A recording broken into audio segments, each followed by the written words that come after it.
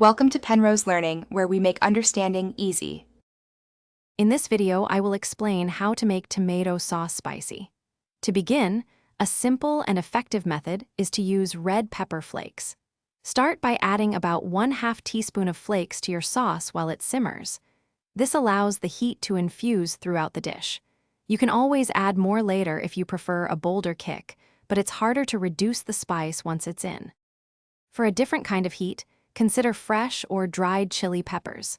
Fresh peppers, like a jalapeno, can be finely diced and sautéed with your aromatics.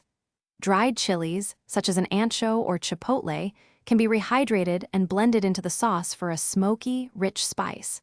Remember to adjust the quantity based on your desired heat level. To build a more complex spicy profile, layer different heat sources. A small amount of cayenne pepper can boost the overall spiciness without altering the flavor much.